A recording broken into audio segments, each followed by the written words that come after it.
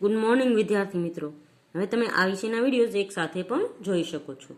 તેના માટે વિડીયો નીચે મારી ચેનલનું નામ છે, તો ચેનલમાં જઈ પ્લેલિસ્ટમાં જશો તો આ વિષયના વિડીયોઝ એક સાથે જોઈ શકશો.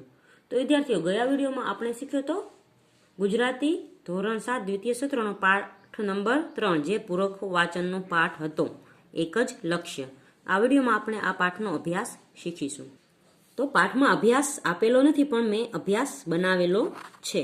તો તેમાં પહેલો પ્રશ્ન છે, એક વાક્યમાં ઉત્તર આપો. તો પહેલો પ્રશ્ન છે, દ્રોણ કોના દરબારમાં અપમાનિત થયા હતા? તો જવાબ છે દ્રોણ દ્રુપદના દરબારમાં અપમાનિત થયા હતા. બીજો છે, પાંડવો અને કૌરવોને કોની સેવાની તાલીમ મળી? તો પાંડવો અને કૌરવોને ગુરુ દ્રોણની સેવાની તાલીમ મળી. ત્રીજો પ્રશ્ન છે, દ્રોણે લીધેલી રાજકુમારોની પરીક્ષામાં કોણ સફળ થયું? તો તેનો જવાબ છે દ્રોણે લીધેલી રાજકુમારોની પરીક્ષામાં અર્જુન સફળ થયો.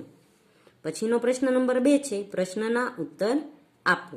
તો પહેલો પ્રશ્ન છે, ધૃતરાષ્ટ્રે અને ભીષ્મ પિતામહે દ્રોણને રાજકુમારોના ગુરુ તરીકે કેમ સ્થાપ્યા? તો તેનો જવાબ છે, હસ્તિનાપુરના એક કૂવા પાસે રાજકુમારો રમતા હતા. તેમનો દડો કૂવામાં પડી ગયો. દ્રોણે અસ્ત્રવિદ્યાના પ્રભાવથી દડો કૂવાની બહાર કાઢી આપ્યો. રાજકુમારોએ આ વાત ધૃતરાષ્ટ્રને અને ભીષ્મ પિતામહને જણાવી. તેથી એ બંનેએ દ્રોણને રાજકુમારોના ગુરુ તરીકે સ્થાપ્યા. બીજો પ્રશ્ન છે, આશ્રમમાં વિદ્યાર્થીઓને કયા કયા કામો કરવા પડતા? તો તેનો જવાબ છે, ગુરુ સેવા એ આશ્રમમાં રહેતા વિદ્યાર્થીઓના જીવનનું એક આવશ્યક અંગ ગણાતું. ગુરુની સેવા ઉપરાંત વિદ્યાર્થીઓ આશ્રમની ગાયો ચરાવવા જંગલમાં લઈ જતા, આશ્રમના વૃક્ષોને પાણી પાતા અને ગુરુના યજ્ઞકુંડમાં હોમ માટે સમિધ લાવતા.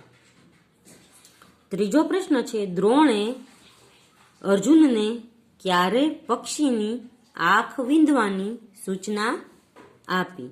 તો તેનો જવાબ છે, અર્જુને દ્રોણને કહ્યું, ગુરુદેવ, હું તમને દેખતો નથી, આકાશને દેખતો નથી, ઝાડને દેખતો નથી, માત્ર બે રાતા તારા જેવી તેની આંખો ઝગમગે છે, તેને જ દેખું છું.